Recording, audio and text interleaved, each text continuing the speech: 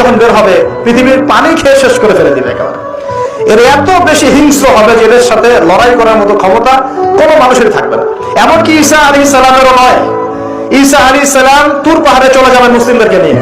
তুর পাহাড়ের ভিতরে মুসলিমরা সেখানে লুকিয়ে থাকবে, পৃথিবীর মেসাকার অবস্থা হয়ে যাবে, পৃথিবীর পানি খেয়ে শেষ করে ফেলে দিবে একদম হিংস্র প্রজাতি। তখন ঈসা আলাইহিস সালাম আল্লাহর কাছে দোয়া করবেন, আল্লাহ এই বিভৎস জাতিকে ধ্বংস করো। আল্লাহ রাব্বুল আলামিন তখন ওই ইয়াজুজ আর মাজুজের এই কাঁধে, ঠিক কাঁধের মাঝখানে একটা ভাইরাস জন্ম দিবেন। কি জন্ম দিবেন? ওই যে বলি না মহামারীর ভাইরাস, অমুক ভাইরাস তমুক ভাইরাস, এই ভাইরাস আরো সামনে আছে বাকি এখন। ওই ভাইরাসে, ওই পোকায়, ওই ব্যাকটেরিয়া বা যেটাই হোক আল্লাহ পাক যাই দিবেন, এতে করে ইয়াজুজ আর মাজুজের পুরো প্রজাতি ধপ ধপ ধপ ধপ করে মারা যাবে। মানে এটা ছোঁয়াচে রোগ হবে। কি রোগ হবে? ছোঁয়াচে। ঠিক যেমন আমরা একটু করোনা দেখলাম না, একজন থেকে আরেকজন, একজন থেকে আরেকজন, এরকম জিনিস চলবে আরো বিশ্বে। আর এখনকার নতুন রিসার্চ হচ্ছে ওই সাইবেরিয়া অঞ্চলের যে বরফগুলো আছে না, ওর নিচে এই 1 লাখ বছর, 1.5 লাখ বছর, 2 লাখ বছর আগের ভাইরাস গুলো নতুন করে জায়গা শুরু করেছে এখন। হ্যাঁ, এগুলো বিজ্ঞানীরা বলছেন যে এগুলো আবার কোন দিন জানি পৃথিবীতে আত্মপ্রকাশ করা শুরু হয়। সবকিছুই ঘটবে। বিশ্বটার খুব রহস্য আছে, বিশ্বটার অনেক রহস্য আছে। আল্লাহ পাক এগুলো খেলার ছলে সৃষ্টি করেন নাই, পরীক্ষা। লিয়াবলুয়াকুম আইয়ুকুম আহসানু আমালা, আল্লাহ পাক বলেছেন। এরপরে ইয়াজুজ আর মাজুজের সব প্রজাতি মারা যাবে। নবীজি বলছেন জমিনে কোনো জায়গায় ফাঁকা থাকবে না, সমস্ত জায়গাতেই ওদের দেহ পড়ে থাকবে। আল্লাহু আকবার।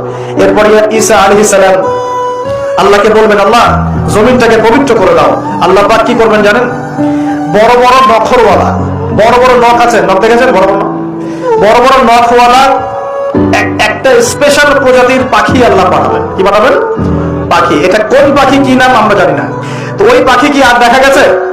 ওই রকম করে পাথরকে নিক্ষেপ করেছে। ঠিক এরকম করে বিশ্ববাসীরা দেখবে একটা ডালিমের নিচে একটা পরিবার আশ্রয় নিতে পারবে। এত স্পেসিফিকলি বলা হয়েছে হাদিসগুলোতে। নবী সাল্লাল্লাহু আলাইহি ওয়াসাল্লাম বলেছেন যে 10 জন ঘোড়সওয়ার, কয়জন ঘোড়সওয়ার? 10 জন ঘোড়সওয়ার বের হবে ইমাম মাহদির সময়, যারা খোঁজ নিতে যাবে যে দেখি দাজ্জাল বের হয়েছে কিনা। ঘোড়ায় করে খোঁজ নিতে যাবে, দেখি দাজ্জাল বের হয়েছে কিনা। ওই 10, নবীজি বলছেন আমি ওই 10 জনের নামও জানি, ওদের বাবার নামও জানি। সুবহানাল্লাহ। এত স্পেসিফিক জ্ঞান দেওয়া হয়েছে আল্লাহর পক্ষ থেকে নবী সাল্লাল্লাহু আলাইহি ওয়াসাল্লামকে। তার হাদিস থেকে বলছি ডালিমের নিচে পরিবার আশ্রয় নিতে পারবে। তো অনেকে হয়তো হাসবে, কি বলে উল্টা পাল্টা করে, তাই না? নাস্তিকরা মনে করতে পারে যে হাসবে, আরে হাহারি একদিন রেখে দেবে।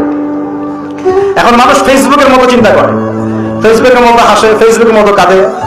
মানুষ রোবটিক হয়ে গেছে। ঠিক আছে।